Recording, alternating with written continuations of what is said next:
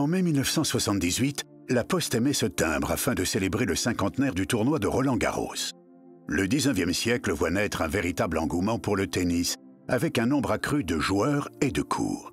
En 1891, les championnats de France sont créés à Paris, puis deviennent en 1925 les Internationaux de France. 2 ans plus tard, 4 Français dominent le tennis mondial, surnommés les Mousquetaires. Ils remportent la Coupe Davis jusqu'alors chasse gardée des Américains.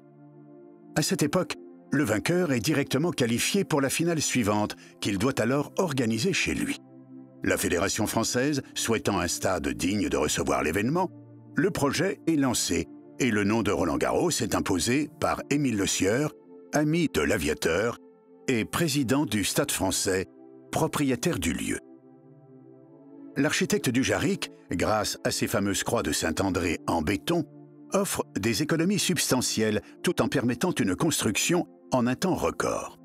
En 1928, ont donc lieu les premiers internationaux de France à Roland-Garros et, en juillet, devant plus de 10 000 spectateurs, les Mousquetaires remportent à nouveau la Coupe Davis. Le public français est déchaîné et euphorique. La France la conservera 6 années de suite. Grâce à leurs exploits, le trophée remis à Roland-Garros, celui que rêvent de soulever tous les grands champions, porte leur nom, la Coupe des Mousquetaires. Et celle qui les a inspirés, Suzanne Lenglen, la grande championne des années 20, donne le sien au trophée féminin. En 1928, le stade ne s'étend que sur 3 hectares, puis 6 en 1986, 8 hectares en 1994.